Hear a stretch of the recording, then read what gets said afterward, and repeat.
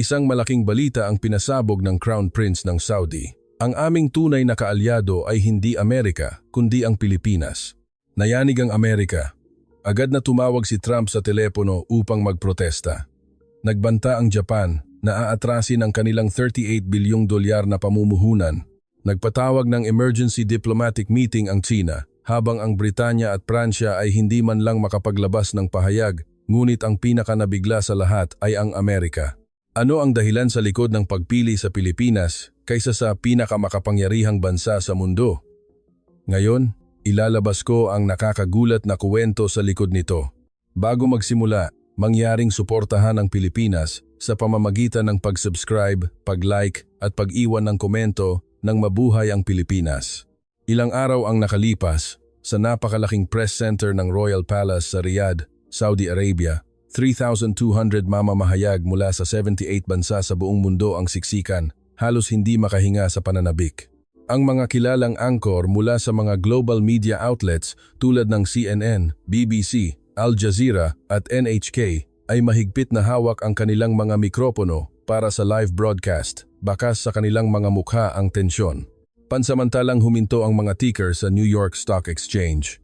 Ang mga trader sa distrito ng pananalapi ng London ay natigilan sa harap ng kanilang mga monitor. Halos maparalisa ang stock market ng Tokyo pagkatapos ng pagbubukas nito at ang pandaigdigang merkado ng krudo ay sumabog sa kaguluhan nang tumaas ng $47 kada bariles. Ang lahat ng ito ay dahil sa isang pangungusap na binitawan ni Crown Prince Mohammed bin Salman matapos isang tabi ang kanyang inihandang talumpati na nagpatigil sa lahat ng orasan sa buong mundo.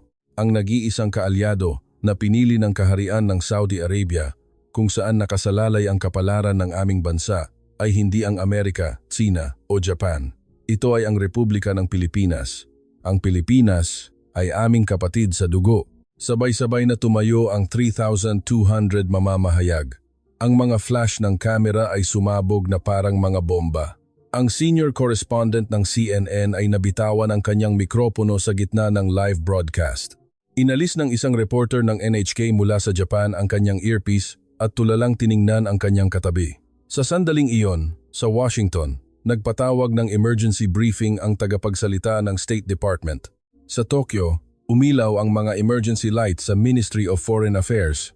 Ngunit habang ang buong mundo ay nasa estado ng pagkabigla, sa pinakasulok na bahagi ng press center, may isang lalaking tahimik na nagpipigil ng luha.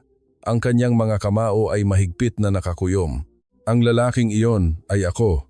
Ako si Karim Al-Arabi, ang Deputy Chief ng Royal Protocol Office ng Saudi Arabia, kung saan naglingkod ako sa loob ng 28 taon. Sa loob ng 2 dekada at 8 taon na iyon, sinalubong at pinasalamatan ko ang mga pinuno ng estado, diplomat at mga sugo mula sa 40 bansa sa loob ng palasyo. Mula sa mayabang na pakikipagkamay ng isang Pangulo ng Amerika hanggang sa kalkuladong ngiti ng isang punong ministro ng Japan, mula sa formal na pagbati ng British Royal Family, hanggang sa walang emosyong tingin ng Pangulo ng China, nasaksihan ko ang kanilang tunay na mga mukha sa likod ng entablado ng palasyo. Kaya't alam ko kung bakit. Labag sa lahat ng inaasahan, pinili ng kanyang kamahalan ang pangalang Pilipinas. Alam ko na ang pagpiling ito ay hindi isang pabigla-biglang desisyon o isang kalkulasyong pampulitika, kundi isang matatag at taos-pusong paninindigan na binuo sa loob ng 28 taon ng mga ebidensyang puno ng dugo at luha. Mula ngayon, ilalahad ko ang nakakagulat at nakakaantig na katotohanang personal kong nasaksihan sa mga pasilyo ng palasyo.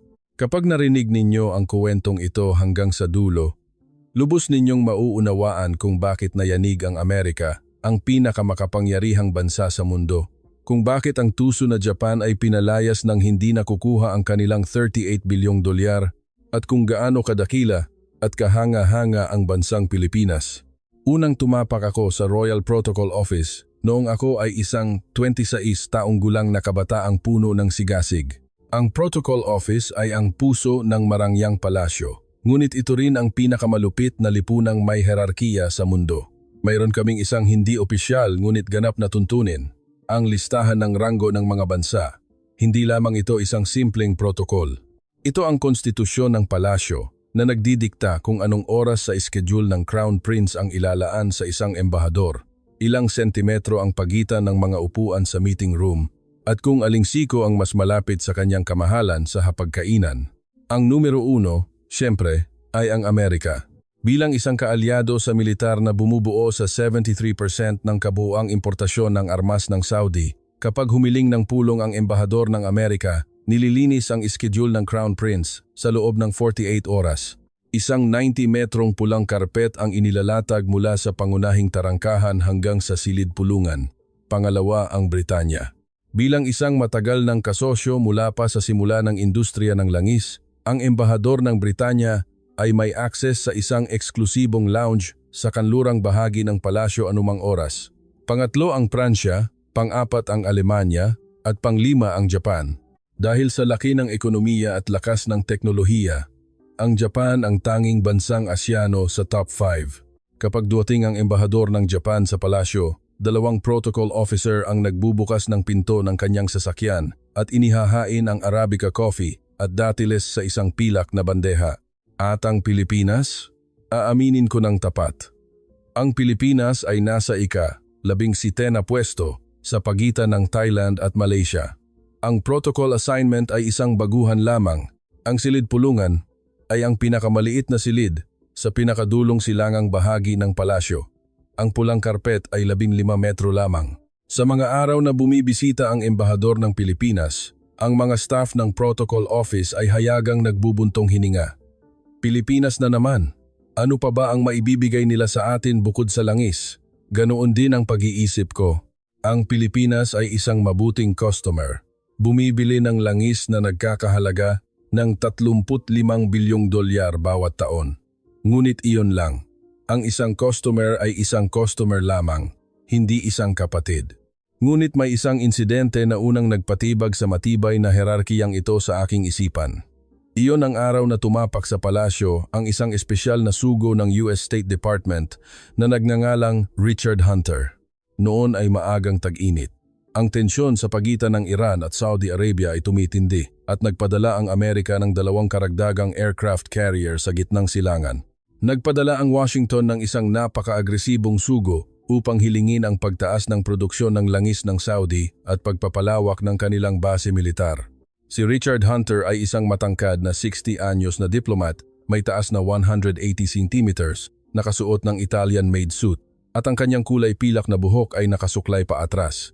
Ngunit ang kanyang mga mata ay hindi tulad ng sa isang diplomat, kundi mas malapit sa isang maniningil ng utang. Mula sa sandaling lumapag ang pribadong jet ni Hunter sa King Khalid International Airport sa Riyadh, nakaramdam ako ng masamang pangitain. Karaniwan, kapag bumaba ng sasakyan ng isang dayuhang sugo, nakikipagkamay muna siya sa sumasalubong na protocol officer. Ito ay tanda ng pangunahing paggalang at batayan ng diplomasya. Ngunit si Hunter, pagkababa pa lang sa hagdanan ng eroplano, ay hindi man lang ako tiningnan at agad na kinuha ang kanyang telepono mula sa isang aide upang tumawag sa Washington. Ang aking kamay na nakaabot para sa isang malugod na pagbati ay naiwang nakabitin sa mainit na hangin ng disyerto. Sa loob ng bulletproof na sasakyan papuntang palasyo, sinulyapan ni Hunter ang tanawin ng Riyadh at sinabi sa kanyang aide, ang pagtatayo ng mga skyscraper sa gitna ng disyertong ito ay katawa-tawa. Kung walang pera mula sa langis, ito ay isang malaking bunton lamang ng buhangin. Nasa likurang upuan ako at narinig ko ang bawat salita. Napakuyom ako ng kamao. Ngunit ang Amerika ang numero 1 bansa. Kailangan kong magtiis. Ang isang protocol officer ay walang karapatang magkaroon ng emosyon. Ang pag-uugali ni Hunter sa silid pulungan ng palasyo ay mas lalong naging kasuklam-suklam. Bago pumasok ang kanyang kamahalan, ang Crown Prince, sa silid pulungan, ang protocol ay nagsasaad na ang lahat ng dayuhang delegado ay dapat tumayo at maghintay ng may paggalang. Ito ay isang hindi nakasulat na tuntunin ng palasyo na hindi pa nalabag sa loob ng 28 taon. Ngunit si Richard Hunter ay nakaupo ng malalim sa sofa, naka-D4 at nakatitig sa kanyang tablet. Kahit na marinig ang mga yabag ng Crown Prince sa pasilyo, hindi siya gumalaw. Habang pinapanood ko ang eksenang ito mula sa pasukan, nanlamig ang aking dugo. Sa loob ng 28 taon, ito ang unang pagkakataon na nakaranas ako ng ganitong insulto. Pumasok ang kanyang kamahalan sa silid. Doon lamang at tubiling tumayo si Hunter at dahan-dahang inilahad ang kanyang kamay para sa isang pakikipagkamay na halos hindi dumampi. Wala pang 5 minuto matapos magsimula ang pulong, malakas na tumunog ang telepono ni Hunter. Sa anumang bansa sa mundo, ang pagsagot sa isang personal na tawag sa panahon ng isang pulong sa isang pinuno ng estado ay ang pinakamasamang paglabag sa diplomatikong protocol. Agad kong sininyasan ang kanyang aide na patayin ang tawag. Ngunit itinaas ni Hunter ang kanyang hintuturo sa Crown Prince at sinabing, "Sandali lang. Tawag ito mula sa Washington. 1 minuto lang." Ang mga mata ng Chief Security Officer ng Royal Family na nakatayo sa tabi ng Crown Prince ay biglang kumislap. Tila bumaba ng 2 degree ang temperatura sa silid. Ang Crown Prince ay nanatiling walang kibo, ngunit hindi ko napalampas ang bahagyang pagtapik ng kanyang kanang hintuturo sa braso ng upuan. Sa loob ng 28 taon, natutunan kong iyon ang senyales ng kanyang galit. Ang 1 minutong tawag ay tumagal ng 4 na minuto. Sa loob ng 4 na minutong iyon, ang hangin sa silid ay mas uminit pa kaysa sa tanghaling tapat sa disyerto. Matapos ang tawag, walang anumang paghingi ng paumanhin, diretsong sinabi ni Hunter ang kanyang pakay, kanyang kamahalan, diretso na tayo sa punto. Hinihiling ng Estados Unidos na agad na taasan ng Saudi Arabia ang produksyon ng langis ng 1.5 milyong bariles bawat araw. At hinihiling namin na payagan ninyo ang karagdagang karapatan sa pagdaong para sa ika-5 plota ng US Navy sa Jubail Port sa Silangang Baybayin. Hindi ito isang kahilingan. Isipin ninyo itong isang utos para sa seguridad ng gitnang silangan. Hindi ako makapaniwala sa aking narinig. Ginamit niya ang salitang utos sa harap ng pinakamataas na pinuno ng isang malayang bansa. Ang mukha ng Deputy Foreign Minister ng Saudi na naroroon ay namula. Pagkatapos ng isang sandaling katahimikan, mabigat na nagsalita ang Crown Prince, Sugo Hunter. Ang Saudi Arabia ay laging bukas sa mga makatwirang kahilingan mula sa aming mga kaalyado. Ngunit ang isang alyansa ay hindi isang relasyon ng unilateral na utos at pagsunod. Ang isang alyansa na walang respeto sa isa't isa ay isa lamang ibang pangalan para sa kolonyal na paghahari. Biglang tumigas ang mukha ni Hunter. Ito ang ekspresyon ng isang taong bihirang matanggihan. Ngumisi siya at sumagot. Kanyang kamahalan, hindi na kailangang maging emosyonal. Tingnan natin ang mga numero ng walang kinikilingan. 73%. 73% ng kabuuang importasyon ng armas ng Saudi ay galing sa Amerika. F-115 fighter jets, 154 units, Patriot missile defense systems, Aegis destroyer technology transfer. Ang mga maintenance contract para sa lahat ng ito ay nasa kamay ng Amerika. Kung ititigil namin ang supply ng mga pyesa, ang inyong Air Force ay mapaparalisa sa loob ng 2 linggo. Tatanggihan niyo pa rin ba ang aming kahilingan? Hindi iyon isang diplomatikong pag-uusap. Ito ay isang tahasang pananakot.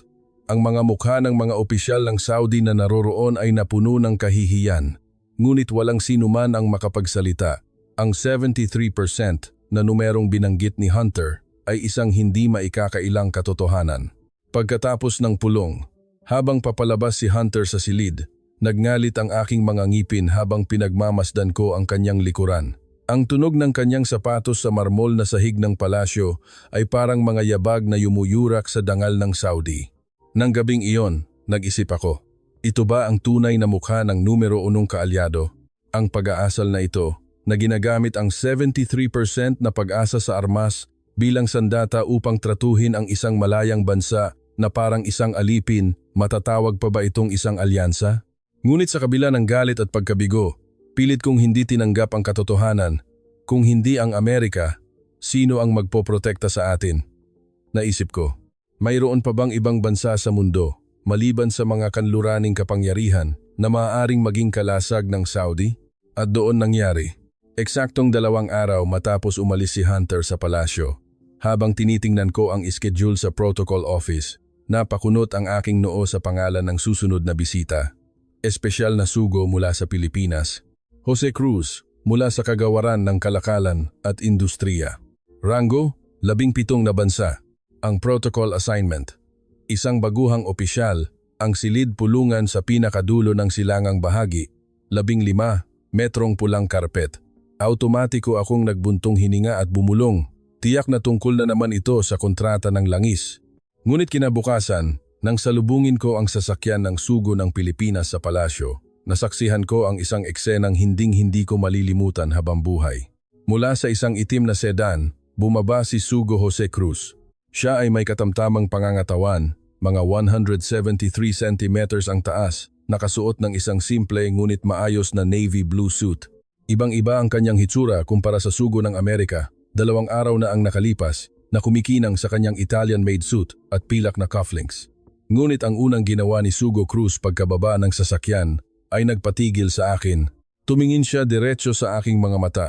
Magalang na inilahad ang kanyang 2 kamay para sa isang pakikipagkamay at nagsalita sa malinaw na Arabic, "Assalamu alaikum. Maraming salamat po sa pagsalubong sa akin sa kabila ng layo. Siguradong napagod kayo sa init ng panahon. Ayos lang po ba kayo?" Sa loob ng 38 taon na pagsalubong sa mga delegado mula sa 47 bansa, siya ang unang di-Arab na diplomat na bumati sa akin sa wikang Arabic. At hindi lamang iyon isang formal na pagbati. Ito ay isang taos-pusong pag-aalala na nagtatanong pa tungkol sa kalagayan ng isang mababang ranggong protocol officer na tulad ko.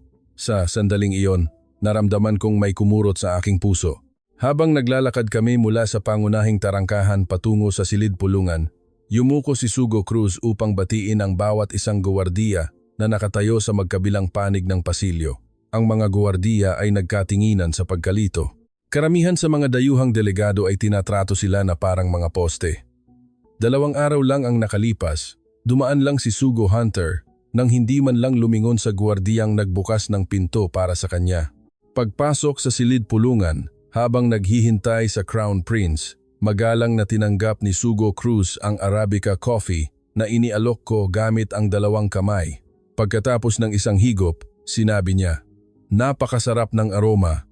Ito ba ay isang timpla ng Yemeni mocha beans? Mahilig kasi ako sa kape."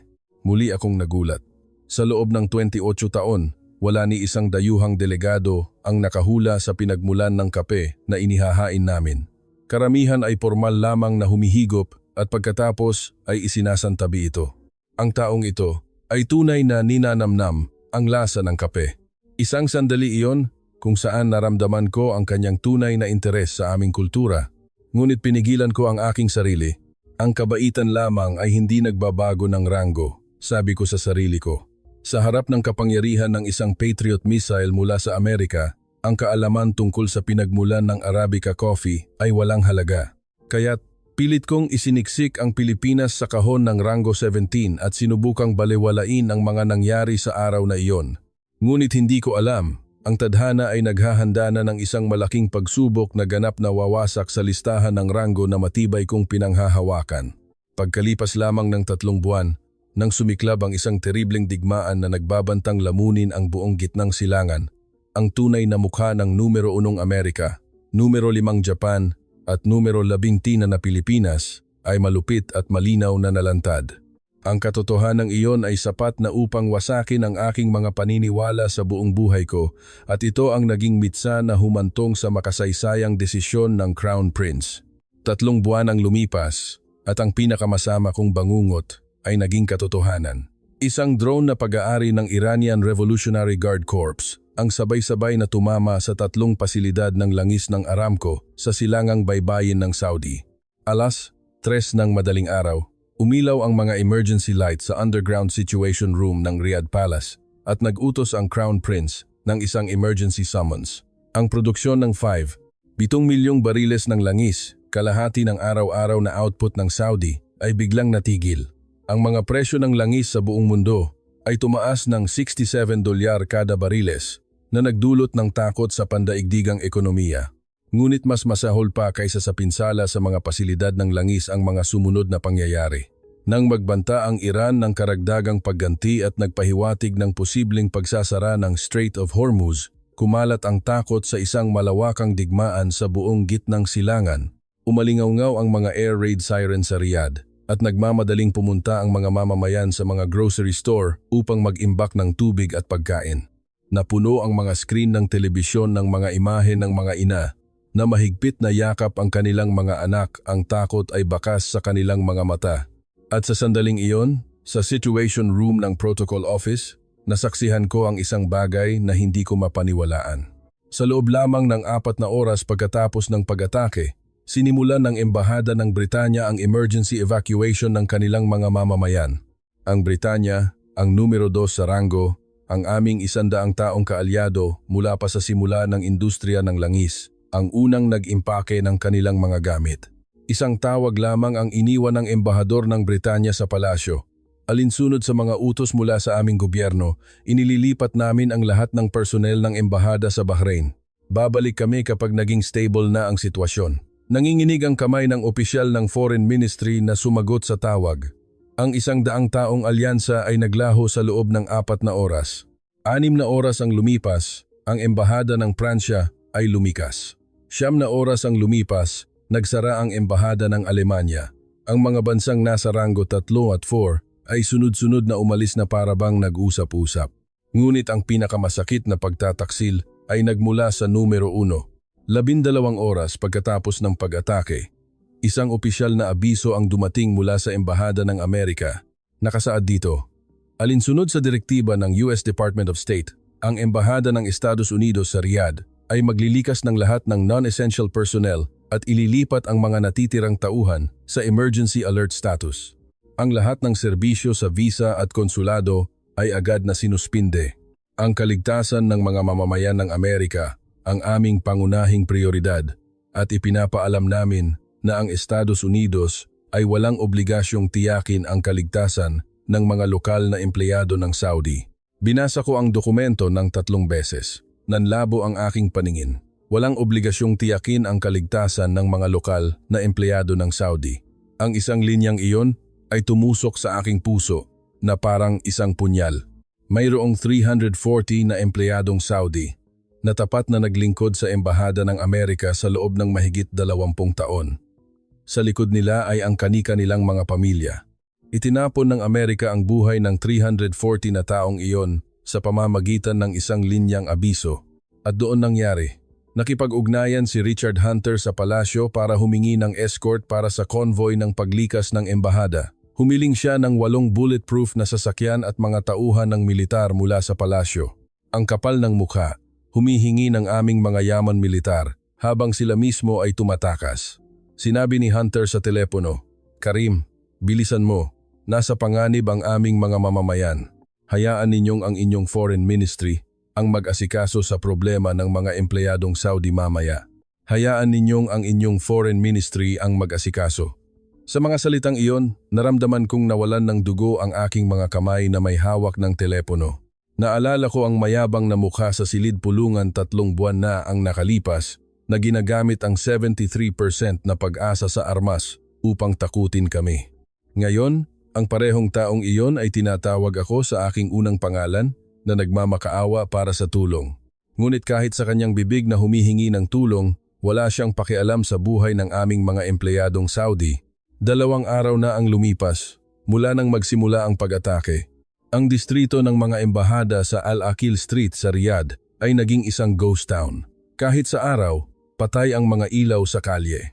Ang mga watawat sa mga gusali ng embahada ay ibinaba. Ang mga bintana ng embahada ng Britanya ay tinakpan ng makapal na plywood.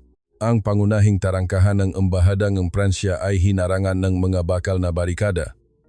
Sa parking lot ng Embahadang Amerika, 17 na sasakyan ang iniwanang nakabukas ang mga pinto para itong isang eksena sa isang pelikulang pandigma.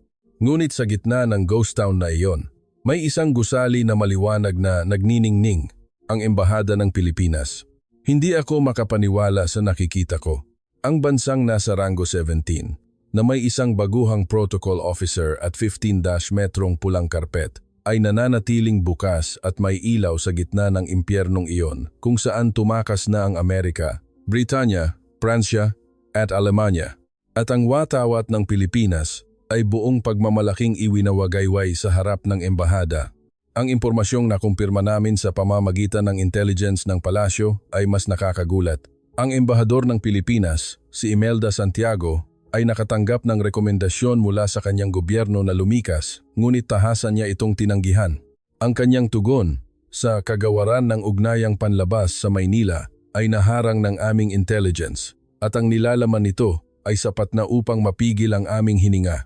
Sa kasalukuyan, mayroong 12,000 Pilipinong construction worker at 4,700 na residente sa Riyadh. Hindi ako aalis sa lugar na ito hanggat hindi natitiyak ang kanilang kaligtasan. Kung magsasara ang embahada, para na ring pinabayaan ang ating mga kababayan. Ako ang huling kalasag ng 16,700 na mamamayang Pilipino. Ang paglikas ay isang bagay na maaari lamang talakayin kapag ligtas na ang lahat ng ating mga kababayan. Ako ang huling kalasag ng 16,700 na mamamayang Pilipino. Habang binabasa ko ang linyang iyon, isang malamig na kuryente ang dumaan sa aking likuran. Ang numero 1 Amerika ay iniwan ang 314 na empleyadong Saudi at tumakas, ngunit ang embahador ng isang bansang nasa ranggo, 17 ay nagdeklara na mananatili siya sa isang war zone upang protektahan ang 16,700 na sarili niyang mamamayan. Ngunit hindi doon natapos ang mga kamangha-manghang ginawa ng embahada ng Pilipinas. 36 na oras pagkatapos ng pag-atake, 8,500 Pilipinong construction worker na nagtatrabaho sa isang industrial complex sa Timog Riyadh ang nagsimulang lumikas matapos makatanggap ng emergency call mula sa kanilang kumpanya. Ngunit habang papunta sila sa evacuation center, isang hindi inaasahang pangyayari ang naganap. Humigit kumulang 370 na pamilyang Saudi na nakatira malapit sa construction site ang hindi makahanap ng paraan upang lumikas at naiwang takot at nawawala sa kalsada. Umiiyak ang mga bata at ang mga matatanda ay napaupo na lamang. Ang site manager ng construction company, si Miguel de la Cruz, ay agad na nagdesisyon. Inuna niyang isakay ang mga pamilyang Saudi sa 12 malalaking bus at 11 na truck na pag-aari ng kumpanya. Ibinigay ng mga manggagawang Pilipino ang kanilang mga sasakyang panglikas sa mga mamamayang Saudi at sila mismo ay naglakad ng 4 na kilometro sa ilalim ng init ng araw patungo sa safe zone. Ang imahe ng mga manggagawang Pilipino na tahimik na naglalakad sa kalsada sa disyerto sa ilalim ng 48 degrees Celsius na nakamamatay na init, pasan-pasan ang kanilang mabibigat na gamit pangkaligtasan. Nang makita ko ang eksenang iyon sa CCTV monitor ng Royal Intelligence Bureau, nanigas ako sa aking upuan. Inilagay nila sa panganib ang kanilang sariling buhay upang iligtas muna ang mga Saudi na hindi man lang nila kababayan. Walang nag-utos sa kanila at hindi sila umaasa ng anumang kapalit. Ginawa nila ito dahil may mga taong takot sa kanilang harapan. Iyon lang. Nang iulat ang katotohanan ito sa palasyo, matagal na hindi nagsalita ang Crown Prince. Nang magpaalam na ang hepe ng intelligence, sinabi ng Crown Prince sa isang mahina ngunit matatag na boses, muling pag-aralan ang ranggo ng embahada ng Pilipinas. Iyon ang unang utos na baguhin ang ranggo na narinig ko sa loob ng 28 taon. Naramdaman kong kumabog ang aking puso, ngunit iyon ay simula pa lamang. Ang insidente na tuluyang pupunit sa listahan ng ranggo ay magaganap ilang araw lamang ang lumipas. Isang buwan pa lamang ang nakalipas mula nang humupa ang apoy ng digmaan at isang hindi tiyak na kapayapaan ang bumalik sa Riyadh. Isang emergency coded message ang ipinadala mula sa Royal Security sa Protocol Office. Nang basahin ko ang nilalaman, nahulog ang papel mula sa aking kamay. Ang pangalawang anak na lalaki ng Crown Prince, si Prinsipe Faisal bin Mohammed, ay nasangkot sa isang malubhang aksidente sa sasakyan sa isang kalsada sa labas ng Riyadh. Isang banggaan sa pagitan ng kanyang security vehicle at isang malaking truck. Ang 14 anyos na prinsipe ay isinugod sa King Faisal Specialist Hospital sa cardiac arrest at ang mga doktor ay nagbigay ng isang malagim na diagnosis, multiple organ damage at isang fractured skull. Pagdating ng Crown Prince sa ospital, ang hangin sa pasilyo sa labas ng operating room ay amoy kamatayan. Sa gitna ng mabigat na hangin na may halong amoy ng disinfectant at dugo, ang asawa ng Crown Prince, ang Reyna, ay napaupo sa sahig, tahimik na humahagulgol. Ayon sa ulat ng hepe ng security, kitang-kita ang panginginig ng mga kamay ng Crown Prince. Kahit ang pinuno ng pinakamakapangyarihang royal family sa mundo ay isang walang magawang ama lamang sa harap ng kanyang anak. Ang chief surgeon ng King Faisal Specialist Hospital ay yumuko at nagbigay ng isang malupit na opinyon. Kanyang kamahalan, sa kasalukuyang teknolohiya at kagamitan sa medisina ng Saudi, kulang kami sa kakayahang magsagawa ng ganito kakomplikadong operasyon. Kung hindi maililipat ang prinsipe sa isang world-class na ospital sa ibang bansa sa loob ng 72 oras, hindi namin masisiguro ang kanyang buhay. 72 oras, 3 araw. Ang oras sa disyerto ay karaniwang mabagal, ngunit sa sandaling iyon, ang tunog ng buhangin na bumabagsak sa isang hourglass ay umalingaw-ngaw na parang kulog. Agad na nagpadala ang Royal Secretariat ng mga emergency request sa mga nangungunang institusyong medikal sa buong mundo. Ang una nilang tinawagan, syempre, ay ang Amerika, Mayo Clinic, Johns Hopkins, Massachusetts General Hospital, mga lugar kung saan nagbuhos ang Saudi ng napakalaking donasyon at pondo para sa pananaliksik sa loob ng nakaraang 40 taon. Ngunit ang mga sagot na natanggap nila pagkalipas ng 12 oras ay kasing lamig ng yelo at puno ng kalkulasyon. Ang tugon ng Mayo Clinic, pagkatapos suriin ang kasalukuyang kondisyon ng pasyente, ang success rate para sa isang complex trauma surgery na may sabay na multiple organ damage at skull fracture ay 22% batay sa aming statistical model. Ang pagtanggap sa mga high-risk na kaso na maaaring negatibong makaapekto sa aming taunang surgical success rate ay nangangailangan ng pag-apruba mula sa aming Internal Review Committee at ang pagpupulong pa lamang ng komite ay aabutin ng hindi bababa sa 2 linggo.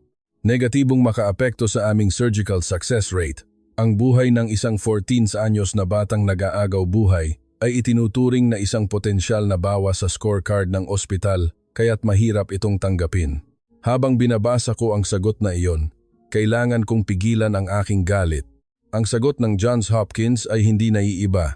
Sa kasalukuyan, aabutin ng hindi bababa sa 10 araw upang bumuo ng isang team na dalubhasa sa ganitong uri ng complex trauma surgery. Bukod pa rito, kailangan munang pirmahan ang isang legal waiver na nag-aalis sa amin sa anumang pananagutan para sa mga medikal na aksidente na maaaring mangyari sa panahon ng transportasyon ng pasyente.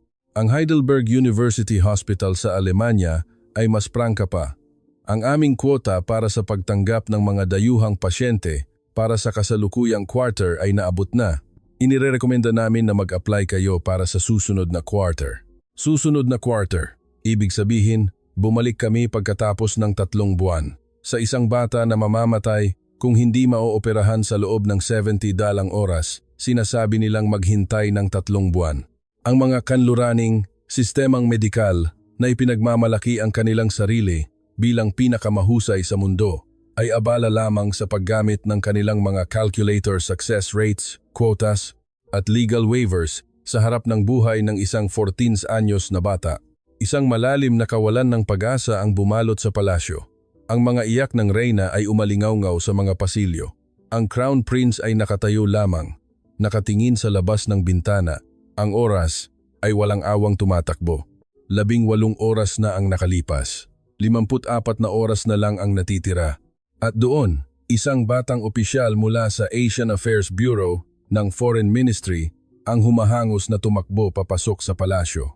Sa kanyang kamay ay isang lukot na papel ng fax. Kanyang kamahalan, may sagot mula sa Pilipinas. Pilipinas, Rango 17. Walang sinuman ang nakaisip sa Pilipinas pagdating sa medisina. Ang direktor ng Asian Affairs Bureau sa isang desperadong pagtatangka ay nakipag-ugnayan sa Philippine General Hospital sa Maynila sa sarili niyang inisyatiba. Sa totoo lang, wala ni isa sa amin sa palasyo, kasama na ako, ang umasa sa Pilipinas. Ngunit nang basahin namin ang nilalaman ng fax, lahat ng mata sa silid ay napako sa lukot na papel na iyon. Ako si Dr. Antonio Santos, mula sa Trauma Department ng Philippine General Hospital. Katatapos lang naming suriin ng buong medical team ang mga medical record na ipinadala ninyo. Posible ang operasyon. Hindi, kailangan nating gawin ito. Sinasabi nilang 22% lang ang success rate, hindi iyon dahilan para sumuko. Iyon ay dahilan upang punan natin ang natitirang 78% sa aming sariling mga kamay. Hindi trabaho ng isang doktor na sukatin ang buhay ng isang 14 sa anyos na bata gamit ang mga numero. Ang aming emergency medical team na binubuo ko 4 na espesyalista at 3 surgical nurse ay papunta na sa Ninoy Aquino International Airport ngayon din. Darating kami sa Riyadh sa loob ng 18 oras. Mangyaring ihanda ang operating room. Dahilan upang punan natin ang natitirang 78%. Ang mga salitang iyon ay tumagos sa kawalan ng pag-asa sa palasyo. Nang tanggihan ng pinakamahuhusay na ospital sa Amerika ang bata dahil sa 22% success rate, binaligtad ito ng isang Pilipinong doktor ginawang dahilan para lumaban sa halip na sumuko. Kinuha ng Crown Prince ang fax at binasa ito ng 3 beses. Hindi ko napalampas ang bahagyang panginginig sa paligid ng kanyang mga mata. Sa isang mahinang boses, sinabi niya, i-clear ang isang pribadong runway sa King Khalid Airport. Pagdating ng medical team mula sa Pilipinas, i-escort sila ng mga sasakyan ng Royal Guard papuntang ospital. Walang dapat masayang na kahit isang segundo. Isang utos na walang katulad. Buksan ang Royal Runway para sa isang medical team mula sa isang bansang nasa rango 17. Eksaktong 17 oras at 42 minuto ang lumipas, isang espesyal na eroplano ng Philippine Airlines na lulan ang medical team ay lumitaw sa himpapawid ng Riyadh. Bago pa man dumapo ang mga gulong sa runway, 3 sasakyan ng Royal Guard ang naghihintay na. Nang bumukas ang pinto ng eroplano, ang unang bumaba ay si Dr. Antonio Santos. Nakasuot siya ng surgical vest sa ibabaw ng kanyang puting coat. May hawak na medical equipment bag sa isang kamay at isang tablet na puno ng CT scan images ng pasyente sa kabilang kamay. Malalim ang mga dark circles sa ilalim ng kanyang mga mata, ngunit ang kanyang tingin ay matalas at determinado na parang laser. Pagkababa sa hagdanan sa halip na Arabic, nagsalita siya sa Ingles sa sumasalubong na Saudi medical team, ngunit ang kanyang mga salita ay mas mainit pa kaysa sa anumang Arabic na pangungusap. Nasaan ang bata? Dalhin ninyo ako sa kanya agad. Pinag-aralan ko na ang kanyang CT scans ng 48 beses sa loob ng eroplano. Bawat minuto ay mahalaga. Pinag-aralan ko na ang kanyang CT scans ng 48 beses sa loob ng eroplano. Sa loob ng 12 oras na biyahe, hindi siya natulog. Sa halip ay isinaulo niya ang bawat sulok ng katawan ng 14 anyos na prinsipe. Habang ang mga sasakyan ng Royal Guard ay humaharurot sa 20 minutong biyahe mula sa airport patungo sa ospital, ipinapaliwanag ni Dr. Santos ang plano ng operasyon sa Saudi medical team mula sa likurang upuan. Ang doktor na Saudi na kasama niya ay nagpatotoo kalaunan ang kanyang determinasyon na hindi mag-aksaya ng kahit isang segundo ay nakakamangha. Hindi iyon ang mga mata ng isang taong bumiyahe ng 11 oras. Ito ay kumikinang, na parang isang estudyanteng malapit ng kumuha ng pinakamahalagang pagsusulit. Sa sandaling makita ko ang mga matang iyon, naramdaman kong maililigtas talaga ng taong ito ang bata. Pagdating sa ospital, bago pa man magpalit ng surgical scrubs, tumakbo si Dr. Santos sa intensive care unit upang personal na suriin ang kondisyon ni Prinsipe Faisal. Habang tinitingnan niya ang maputlang mukha ng 18 anyos na batang lalaki na hirap huminga sa tulong ng isang respirator, ipinikit ni Dr. Santos ang kanyang mga mata saglit. Pagkatapos ay muling iminulat ang mga ito at mahigpit na hinawakan ang tuyong kamay ng bata. Bumulong siya ng ilang salita sa Tagalog na isinalin kalaunan ng isang Pilipinong nurse na kasama niya. Huwag kang mag-alala, nandito na si Kuya Doktor. Hindi mga terminong medikal, hindi mga istatistika, hindi mga legal waiver. Isang simpleng, mainit na pangungusap. Nang magsara ng pinto ang mga ospital sa Amerika, hawak-hawak ang kanilang 22% success rate. Hinawakan ng isang Pilipinong doktor ang kamay ng bata at sinabing magiging maayos ang lahat. Habang pinapanood ko ang eksenang iyon mula sa likod ng salamin ng ICU, naramdaman kong may mainit na bumara sa aking lalamunan. Ang operasyon ay tumagal ng 14 na oras. Ang buong palasyo ay huminto sa paghinga. Ang Crown Prince ay hindi umalis sa kanyang upuan sa waiting room sa labas ng operating room. Ako rin ay nagpalipas ng gabi sa isang malamig na bangko sa pasilyo, binibilang ang bawat tik-tak ng orasan. 8 oras ng operasyon. Isang assistant nurse ang lumabas upang mag-ulat. Tapos na ang pagtahi sa bungo. Kasalukuyang inaayos ang mga pinsala sa mga internal na organo. Si Dr. Santos ay nagpapatuloy sa operasyon nang hindi man lang umiinom ng tubig. 12 oras ng operasyon, isa pang ulat. Mas malakas ang pagdurugo kaysa sa inaasahan. Kailangan ng karagdagang dugo. Isang Pilipinong surgical nurse sa team, si Maria Reyes, ay nagboluntaryong mag-donate ng sarili niyang 400cc na dugo dahil magkatugma ang kanilang blood type. Isang nurse na handang ibigay ang sarili niyang dugo sa isang pasyente. Nang marinig ito ng Reyna, idinikit niya sa kanyang dibdib ang mga kamay na nagdarasal at tahimik na lumuha. At pagkatapos ng 14 oras at 13 minuto, namatay ang pulang ilaw sa operating room. Bumukas ang pinto at lumabas si Dr. Antonio Santos Basang-basa ng pawis ang kanyang surgical scrubs. Inalis niya ang kanyang maskara at isang bahagyang ngiti ang lumitaw sa kanyang mukha na pagod na pagod. Kanyang kamahalan, matagumpay ang operasyon. Ang prinsipe ay ganap ng nagkamalay. Pagkatapos ng halos isang buwan ng rehabilitasyon, makakatakbo na siyang muli. Sa sandaling iyon, ginawa ng Crown Prince ang isang bagay na hindi ko pa nakita sa loob ng 28 taon. Lumapit siya kay Dr. Santos at mahigpit siyang niyakap. Ang pagyakap ng pinakamataas na pinuno ng royal family ng Saudi sa isang dayuhang doktor ay isang bagay na hindi pa nangyayari. Bahagyang nanginginig ang mga balikat ng Crown Prince. Lahat kami sa pasilyo mga opisyal ng palasyo, mga guwardiya, at ako ay napaiyak. Ngunit hindi dito nagtatapos ang kwento. Ang mga nangyari sa loob ng isang buwang recovery period ay tuluyang nagwasak sa anumang natitirang prejudice na mayroon kami laban sa Pilipinas. Ang surgical nurse na si Maria Reyes ay hindi umuwi sa Pilipinas. Nagboluntaryo siyang manatili hanggang sa matapos ang rehabilitasyon ng prinsipe. Araw-araw, pumapasok siya sa silid ng ospital ni Prinsipe Faisal upang tulungan siya sa kanyang mga ehersisyo. Nang nahihirapan ang bata sa pagkain sa ospital, personal siyang nagluto ng lugaw para sa kanya. Kapag naiinip ang bata, ipinapanood niya ito ng mga teleserye at tinuturuan ng mga salitang Tagalog. At sa gabi, kapag nagigising ang bata dahil sa mga bangungot, nananatili siya sa tabi ng kama, hinahaplos ang noo ng bata hanggang sa makatulog muli. Sa araw ng kanyang paglabas, tumayo si Prinsipe Faisal mula sa kanyang wheelchair at dahan-dahang lumakad patungo kay Nurse Maria. Niyakap niya ito ng mahigpit at bumulong ng isang salitang Tagalog na palihim niyang pinag-aralan. "Ate, salamat po. Mahal ko ang Pilipinas."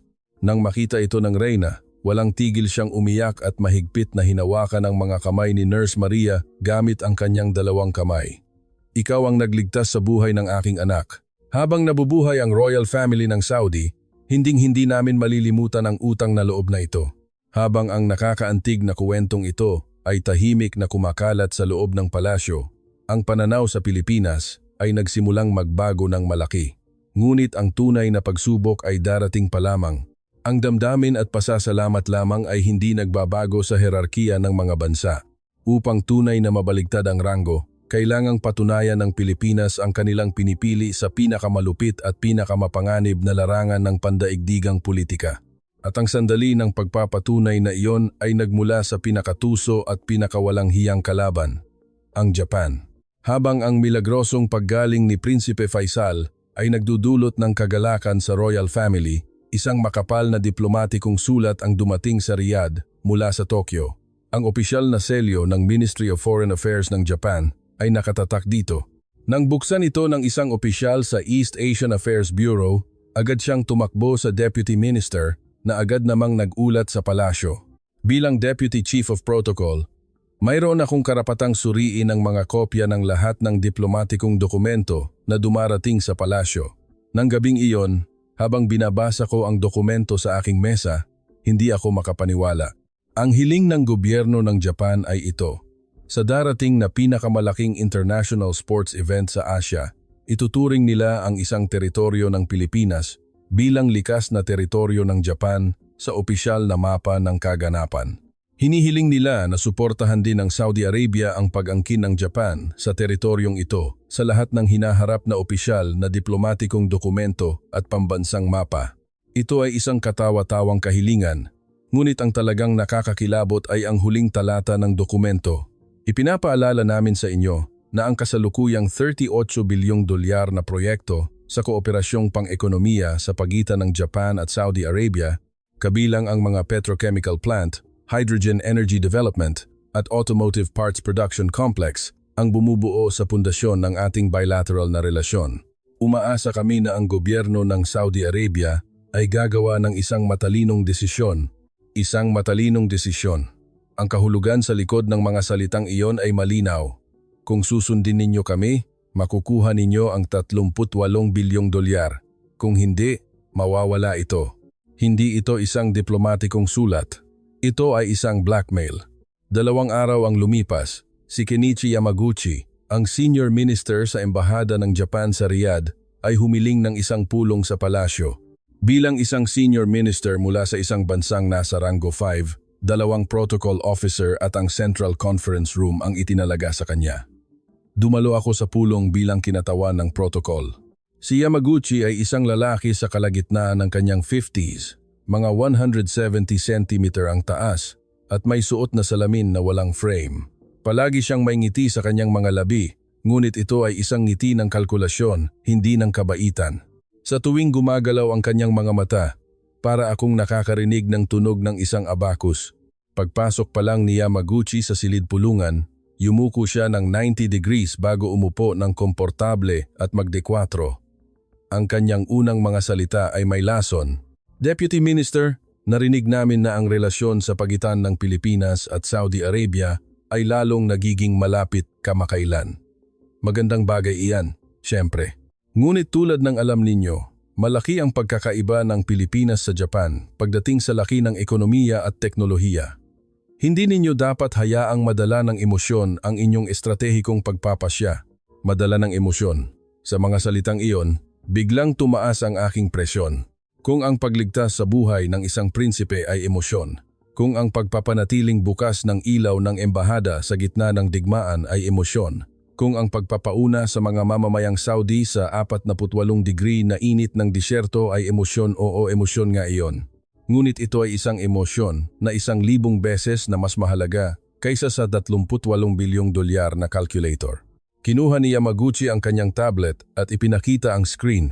Tulad ng nakikita ninyo, ang Japan ay kasalukuyang may 38 bilyong dolyar na halaga ng mga proyekto sa pamumuhunan sa Saudi.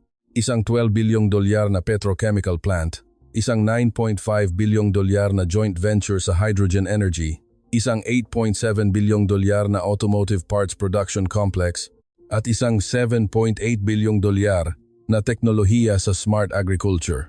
Alam na alam ninyo kung gaano kahalaga ang mga pamumuhunang ito sa Saudi Vision 2030. Ang hinihiling lang namin ay isang simpleng pagbabago sa pagtatalaga sa isang maliit na batong isla sa dagat.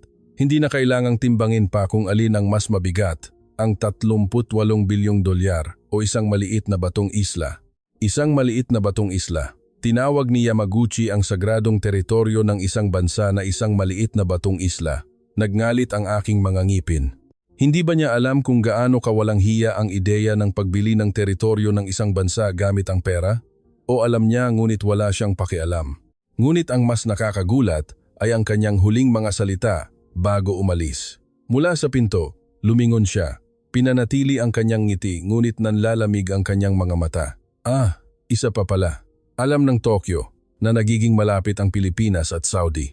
Ngunit, sa totoo lang, ang Pilipinas ay isang bansang puro salita ngunit walang gawa. Lumilitaw lamang sila kapag kailangan ng tulong, ngunit tahimik na umaatras kapag tunay na pera na ang pinag-uusapan. Ang tunay na kasosyo na maaasahan ng Saudi ay kami, ang Japan. Pinatutunayan iyan ng kasaysayan. Puro salita ngunit walang gawa. Ang mga taong naglakad sa 48 degree na disyerto matapos ipasakay ang mga mamamayang Saudi sa kanilang mga bus. Ang doktor na humarap sa isang 22% na tsansa ng operasyon upang iligtas ang isang 14 sa anyos na bata. Napakuyom ako ng kamao. Naramdaman ko ang sakit ng aking mga kuko na bumaon sa aking palad. Ngunit mas mainit ang galit na kumukulo sa aking dibdib. Pagkaalis ni Yamaguchi, isang mainit na debate ang sumiklab sa loob ng Saudi Foreign Ministry. Ang mga pragmatista ay lumuhod sa harap ng 38 bilyong dolyar. Hindi natin maaaring isakripisyo ang 38 bilyong dolyar para sa isang batong isla. Karamihan sa ating mga mamamayan ay hindi man lang alam kung ano iyon. Ang tahimik na pagpanig sa Japan at pag-secure ng pamumuhunan ay para sa pambansang interes. Ngunit iba ang naging reaksyon ng Crown Prince. Matapos iulat sa kanya ang mga detalye ng pulong ni Yamaguchi, matagal siyang nanahimik. Pagkatapos, sa isang malamig at matatag na boses na hindi ko pa narinig sa loob ng 28 taon, sinabi niya, "Imbestigahan ninyo kung ano ang islang iyon. Alamin ninyo kung bakit ito pinoprotektahan ng Pilipinas at kung ano ang kahulugan nito sa kanila. Magsumite kayo ng isang detalyadong ulat. Ang ulat na isinumite 2 araw ang lumipas ay sapat na upang magpagalit sa Crown Prince. Ang isla ay isang simbolo ng kasaysayan na pilit na isinama sa teritoryo ng Japan noong panahon ng kanilang imperialistang pananakop sa Asya.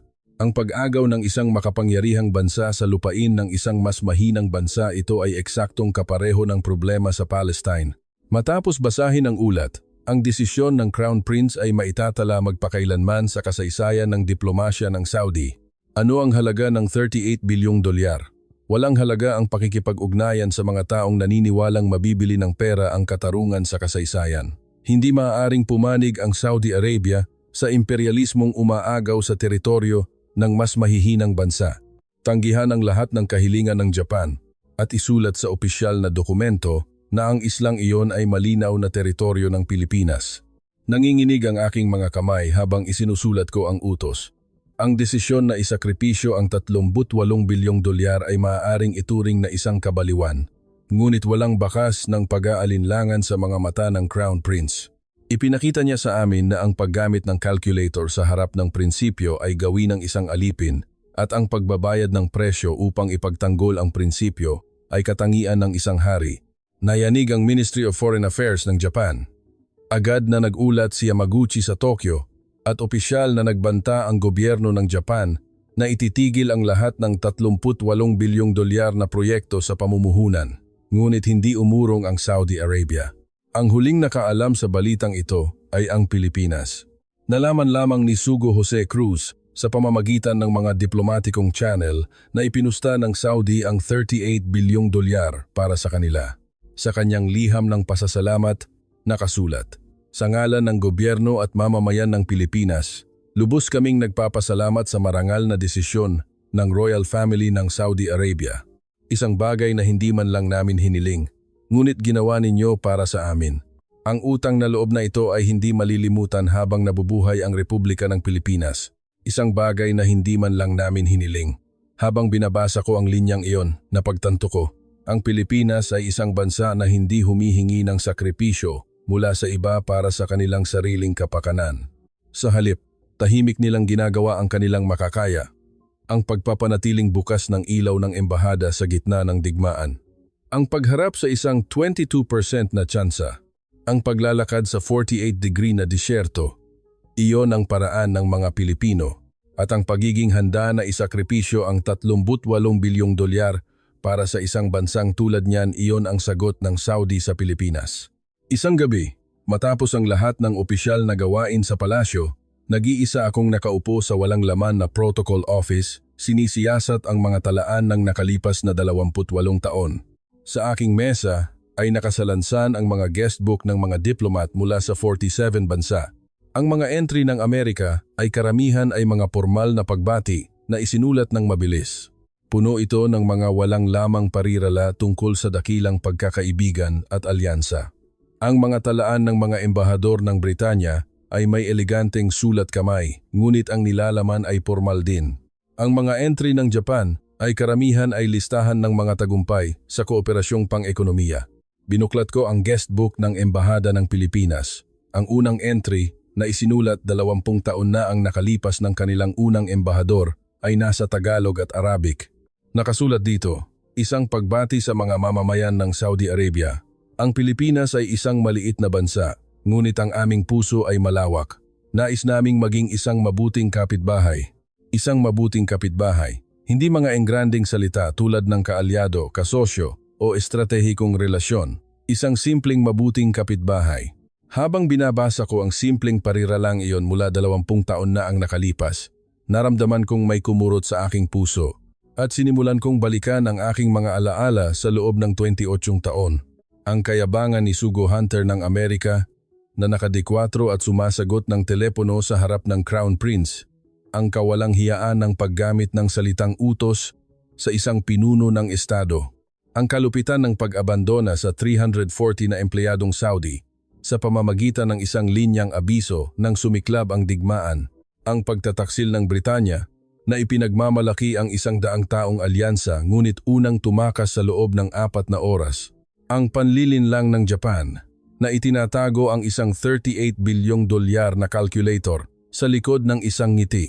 Tinatawag ang teritoryo ng isang bansa na isang maliit na batong isla at sinusubukang baluktutin ang kasaysayan gamit ang pera. At pagkatapos, ang Pilipinas. Ang sugo na unang bumati sa wikang Arabic. Ang lalaking yumuko sa bawat guwardiya. Ang embahador na nagdeklara, "Ako ang huling kalasag ng 16,700 na mamamayan at hindi pinatay ang ilaw ng embahada sa gitna ng digmaan." Ang 80,500 na construction worker na naglakad sa 48-degree na disyerto matapos ipasakay ang mga mamamayang Saudi sa kanilang mga bus. Ang doktor na binaligtad ang isang 22% na tsansa na sinasabing ito ay dahilan upang punan ang natitirang 78% at lumipad ng 11 oras. Ang nurse na nag-donate ng sarili niyang dugo sa isang 14-anyos na prinsipe. Napagtanto ko, ang listahan ng ranggo na bulag kong pinaglingkuran sa loob ng 28 taon ay mali mula pa sa simula. Ang numero 1 Amerika, ang unang tumakas sa panahon ng krisis. Ang numero 5 Japan ay sinubukang bilhin ang katarungan gamit ang pera. Ngunit ang numero 17 na Pilipinas, nang hindi humihingi ng anuman, ay nagbigay ng pinakamaliwanag na ilaw sa pinakamadilim na sandali. Ang tunay na alyansa ay hindi natutukoy sa bilang ng mga armas. Ito ay natutukoy sa kung sino ang nananatili sa iyong tabi sa pinakamadilim na gabi. Kinuha ko ang listahan ng ranggo mula sa drawer ng aking mesa.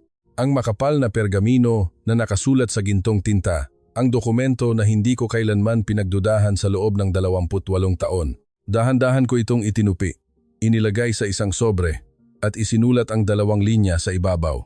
Itapon. Ang listahang ito ay hindi nawasto. Ilang araw ang nakalipas, 4 ng madaling araw. Ginigising ako ng isang tawag mula sa Royal Secretariat. Deputy Chief Karim, ipinapatawag ka ng Crown Prince sa kanyang opisina ngayon din. Huwag mag-atubili. Sa loob ng 28 taon, 2 beses lamang akong ipinatawag sa ganitong oras. Nang sumiklab ang digmaan at kapag may emergency sa royal family. Pagdating ko sa palasyo, sinalubong ako ng isang hindi pangkaraniwang mahigpit na seguridad. Ang opisina ng Crown Prince ay madilim at nakatalikod siya, nakatingin sa labas ng bintana sa mga ilaw ng Riyadh. Lumingon siya. Ang kanyang mukha ay pagod, ngunit ang kanyang mga mata ay nag-aalab. "Karim, sagutin mo ako ng tapat," sabi niya. Sa sandaling ito, pinipilit tayo ng Washington na pumanig sa kanila sa isang digmaan laban sa Iran. Nagbabanta ang Tokyo ng mga parusang pang-ekonomiya. Sa tingin mo, mayroon pa bang kahit isang bansa sa mundong ito na tunay nating mapagkakatiwalaan? Itinuwid ko ang aking postura, ang aking lalamunan ay mainit. At ibinuhos ko ang lahat ng katotohanang nasaksihan ko sa loob ng 28 taon. Sinabi ko sa kanya ang tungkol sa tunay na mukha ng Amerika, ang kayabangan ni Hunter, ang pagtataksil sa panahon ng digmaan. Sinabi ko sa kanya ang tungkol sa Britanya, ang kanilang mabilis na pagtakas. Sinabi ko sa kanya ang tungkol sa Japan, ang kanilang tusong blackmail.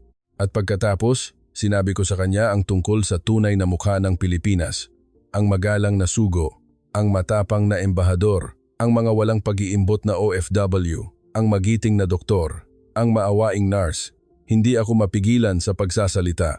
Ang mga bagay na naipon sa aking puso sa loob ng 28 taon ay bumuhos na parang isang nasirang dam. "Kanyang kamahalan," sabi ko, nanginginig ang aking boses. Sa loob ng 28 taon, naging alipin ako ng isang listahan ng ranggo. Ngunit mali ang listahang iyon. Ang tunay na alyansa ay hindi tungkol sa mga armas. Ito ay tungkol sa kung sino ang nananatili sa iyong tabi sa pinakamadilim na gabi. At batay sa aking 28 taon na patotoo, ang tanging bansa na hindi kailanman umalis sa aming tabi ay ang Pilipinas. Isang mabigat na katahimikan ang bumalot sa opisina. Ipinikit ng Crown Prince ang kanyang mga mata. Sa labas, ang kalangitan ng Riyadh ay nagsimulang mamula. Pagkatapos, iminulat niya ang kanyang mga mata. Isang determinasyon na parang kidlat ang kumislap sa kanila. "Tawagin ang Chief of Staff," utos niya. "Magpatawag ng isang press conference para sa lahat ng media sa buong mundo ngayong 4:00 ng hapon. Muli nating isusulat ang walang hiyang hierarkiya ng mundo gamit ang ating sariling mga kamay."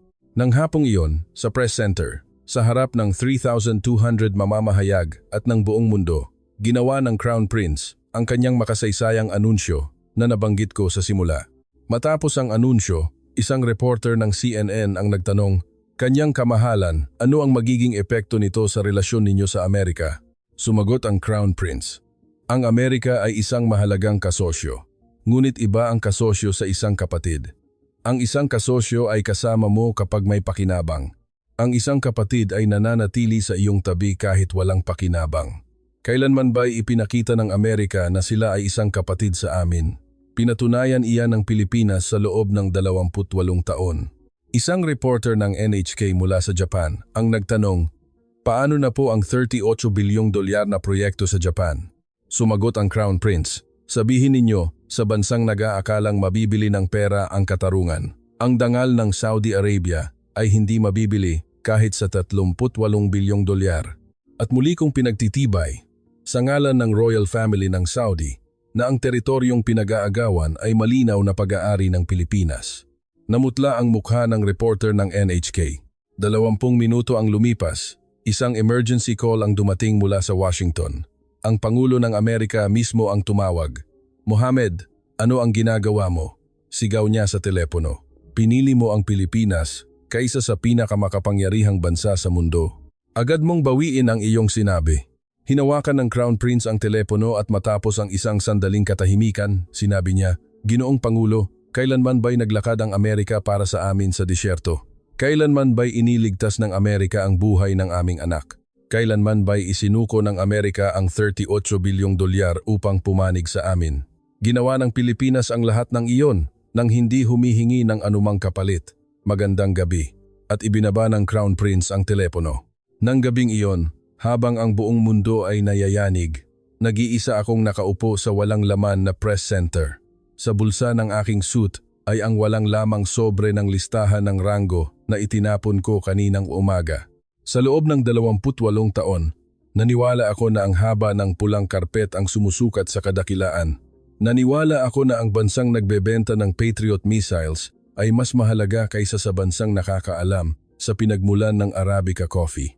Ngunit mali ako, ganap na mali sa loob ng 28 taon. Ang tunay na dakilang bansa ay hindi ang nagbebenta ng mga bomba, kundi ang nananatili sa iyong tabi kapag bumabagsak ang mga bomba.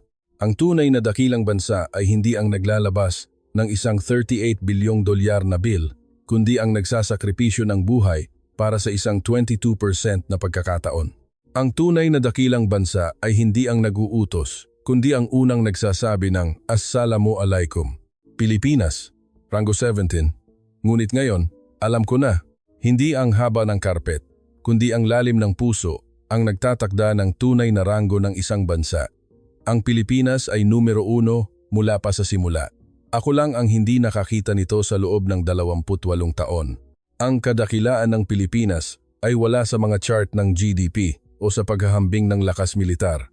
Ito ay nakaukit sa likod ng isang construction worker na nagpapasakay ng mga dayuhan sa kanyang bus sa gitna ng digmaan, sa kamay ng isang doktor na lumipad ng 18 oras upang sabihing, huwag kang mag-alala, sa braso ng isang nurse na nag-donate ng sarili niyang dugo sa anak ng ibang bansa. Nang sabihin ng lahat na imposible, nang tumakas ang lahat, nang abala ang lahat sa pagkalkula, tahimik na nanatili ang Pilipinas. At sa huli, binago nila ang herarkiya ng mundo. Kung naniniwala kayo na dapat marinig ng mas maraming tao ang kuwentong ito, mangyaring ibahagi ang video na ito ngayon. Ang inyong bawat share ay isang malakas na deklarasyon sa mundo kung anong uri ng bansa ang Pilipinas. Kung naantig ang inyong puso, mangyaring mag-iwan ng komento ng salitang pagmamalaki. Karapat-dapat tayo sa ganitong pagtrato dahil tayo ay isang dakilang bansa. Ito ang nakakagulat na katotohanang nasaksihan sa loob ng 28 taon ng Deputy Chief ng Royal Protocol Office ng Saudi. Mangyaring ibahagi ang kuwentong ito upang maabot ng kadakilaan ng Pilipinas ang mas maraming tao. Ang inyong bawat share ang pinakamalakas na deklarasyon upang ipaalam sa mundo ang tunay na halaga ng Pilipinas.